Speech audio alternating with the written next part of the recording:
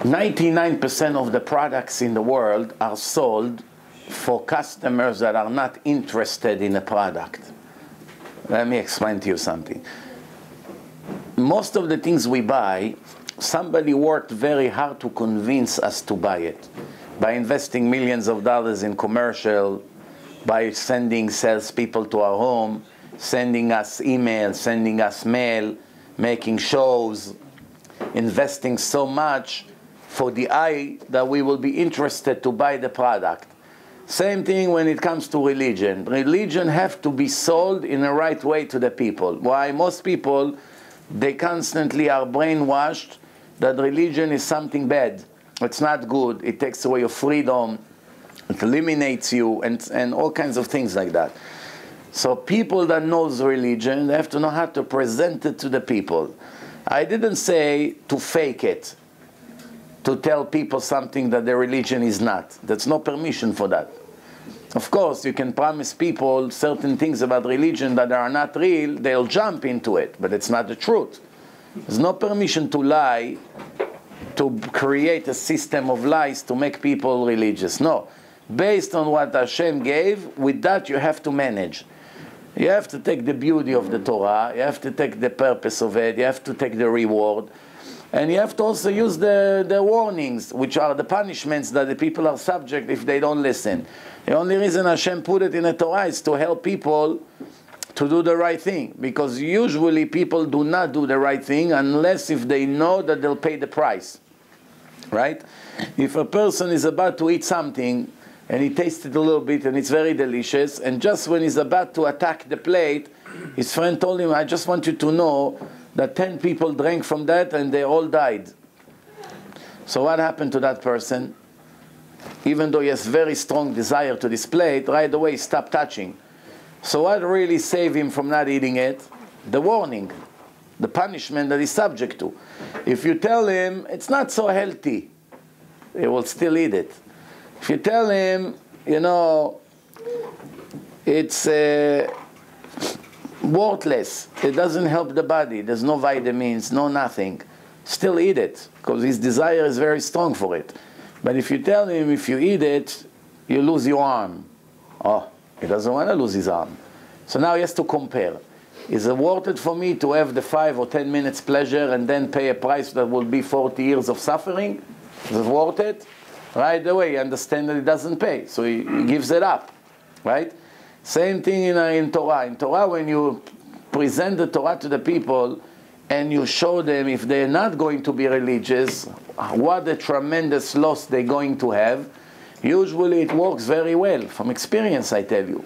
When the people see, if you know how to present it to them, you show them the proofs, this is what you're going to lose for not keeping the laws of God. A person realizes what he's about to lose for some stupid things that he does, it gives him motivation to change. So it's a combination. First, you show him how grateful he has to be to his Creator. Second, you make it clear to him that everything he has, he should not take for granted. Many people doesn't have what he has. Another thing, you should show him that he doesn't know when he's going to leave this world. In the meantime, he's still living. Tomorrow he may not be here. And the fourth thing is, if you die today, the price that you're going to pay, it's tremendous.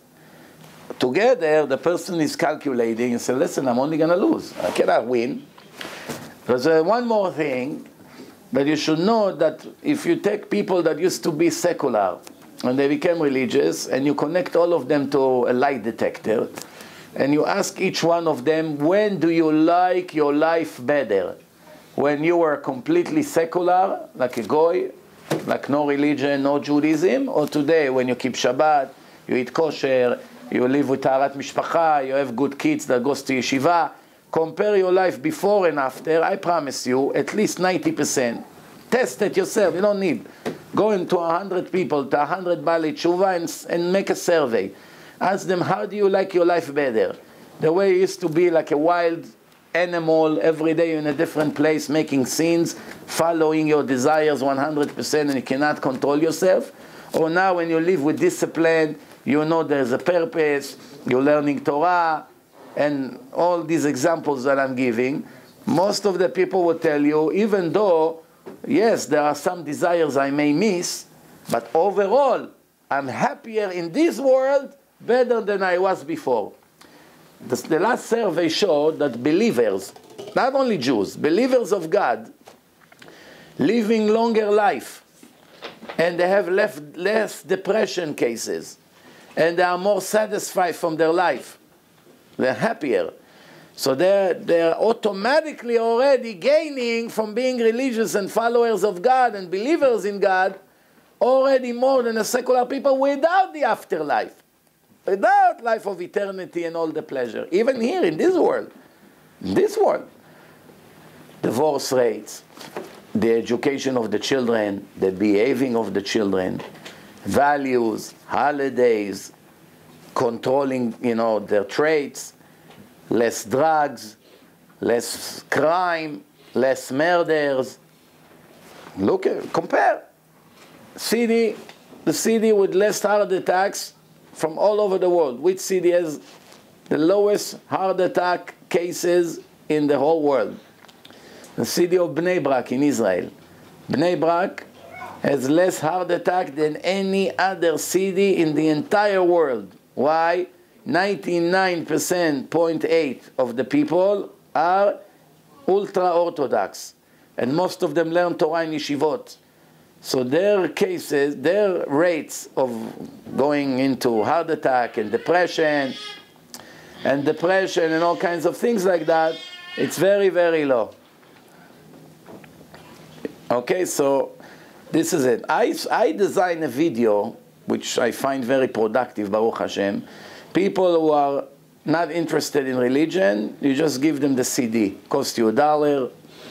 It's worth it to invest in a Jew. $1, you tell him here is a gift.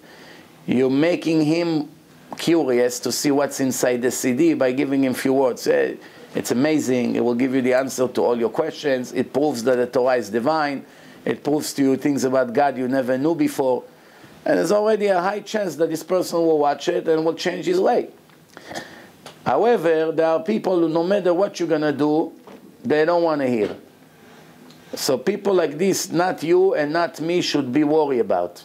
That they cook their own poison. We should not cry for them. We should cry for someone who did not have the chance to know the truth. For them, we should cry. For someone who found out the truth and opposed it, there's no pity on him. Nothing whatsoever. Shouldn't cry for him. Doesn't want to change, doesn't want to change. It's his choice. People who did not have a chance to see the truth, my heart is for them. Why? Poor guy. If we would only explain it to him, he would die differently. He would live differently. But people who you told them everything, and they see everything, and they choose to be evil and mean, why should we cry for them? They chose this way, and they know that that's what's going to happen to them. They know it. You warn them, you beg them, you want to choose this way, fine. You can tell a teenager, don't touch drugs, don't touch drugs, don't. You're offering him incentive, you're begging him, and in the end he chooses to do it. What can you do? You clean, you did what you can do. He wanted this way. You feel bad for him, I understand, it's natural, but we shouldn't cry too much for him. We told him what's going to happen to him. We warned him, he knew. He still wanted it to happen, that's it. Understand? Sometimes people get into something and then it's very hard to stop. That's already a different category. Why? They know they have to stop, but the addiction kills them. Very difficult to stop addictions. That's also a pity on a person like this. Why? Even the Chachamim, they say it's a sin from the Torah to smoke cigarettes. So they say that if you have a person that wants to start smoking cigarettes, you have to do everything to stop him from it. However, they all know, the Chachamim, that someone who already deep into it is much harder to make him stop. So even the big rabbis, when they knew someone is already a heavy smoker, they didn't attack him because they knew the chance that he will quit is very small, because the addiction is very strong. However, someone who is not addicted yet, they would do everything they can to stop him from trying or from getting into it. Why? Once he's in, it's very